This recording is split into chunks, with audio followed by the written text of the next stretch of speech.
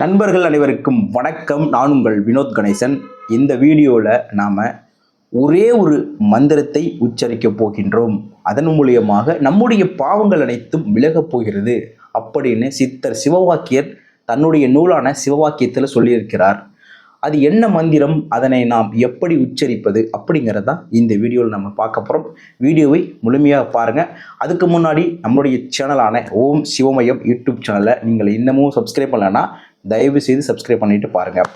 Okay, சித்தர் சிவவாக்கியர் தன்னுடைய சிவவாக்கியம் என்ற நூலில் இவ்வாறு அவர் பாடுகிறார். அதாவது, அஞ்சும் மூன்றும் எட்டதாம் அனாதியான மந்திரம், நெஞ்சிலே நினைந்து கொண்டு நீருறச் செபிப்பீரேல், பஞ்சமான பாதகங்கள் 100 கோடி செய்யினும், பஞ்சு போல் பறக்கும் என்று நான்மறைகள் பண்ணுமே அப்படின்னு சொல்கிறாரு.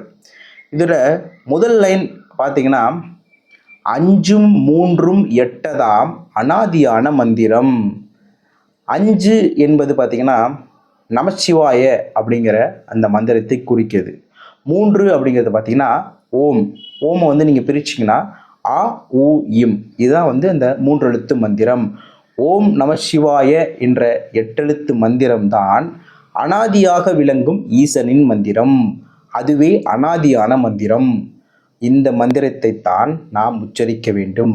எப்படி உச்சரிக்க வேண்டும் என்பதையும் அவர் சொல்லுகிறார்.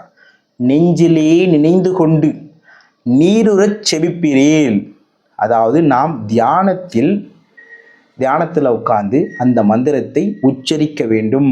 முழு பக்தியுடன், ஈசன் மேல் அளவு கடந்த முழு பக்தியுடன் அந்த மந்திரத்தை உச்சரிக்க வேண்டும். சில பேர் கேட்கலாம், நான் வாயால் உச்சரிக்கணுமா இல்லை வந்து நான் மனசுக்குள்ளே நினைக்கிறேமா அப்படின்னு.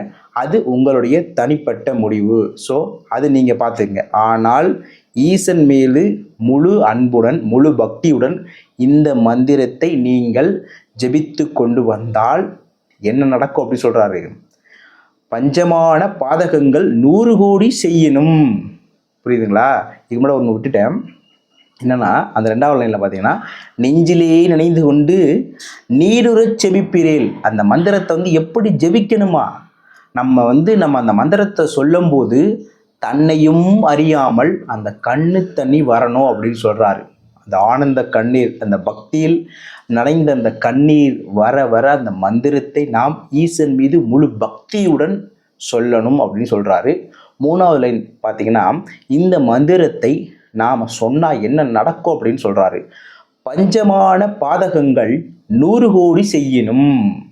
புரியுதுங்களா? நாம் எந்த ஜென்மத்தில் செய்த பாவங்களாக இருந்தாலும் சரி, இல்லை இந்த ஜென்மத்தில் செய்த பாவங்களாக இருந்தாலும் சரி, அந்த பாவங்கள்லாம் எப்படி நம்மளை விட்டு போகும் அப்படின்னு சொல்கிறாரு. பார்த்தீங்கன்னா, பஞ்சு போல் பறக்கும் என்று நான்மறைகள் பண்ணுமே அப்படின்னு சொல்கிறார். நம்ம பாவங்கள்லாம் எப்படி போகுமா? காத்தடிச்சா பஞ்சு என்ன பண்ணோம்? பறந்து ஓடிடும். அந்த மாதிரி இந்த ஓம் நம சிவாயங்கிற அந்த மந்திரத்தை நாம் உச்சரித்து கொண்டு முழு பக்தியுடன், ஈசன் மீது முழு பக்தியுடன் உச்சரித்து கொண்டு வரும்பொழுது நம்முடைய பாவங்கள் அனைத்தும் காற்றில் பஞ்சு எப்படி அடித்து போகுமோ அந்த மாதிரி பறந்து போயிடும் அப்படின்று இந்த 4 மறைகளும் சொல்லுதாம். இன்னொரு விஷயம் நான் சொல்லிடுறேன். நான் ஆல்ரெடி நிறைய பாவம் செஞ்சுருக்கேன், இந்த மந்திரத்தை சொன்னால் போயிடும் அப்படிங்கிறத விட, இந்த மந்திரங்கள் உச்சரிக்கிற போது எந்த பாவத்தையும் செய்யாமல் இருங்கள். ரொம்ப ரொம்ப முக்கியம்.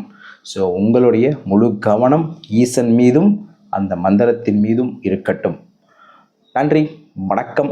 மீண்டும் வேறொரு சிவவாக்கியர் பாடலுடன் உங்களை சந்திக்கின்றேன். நன்றி, வணக்கம்.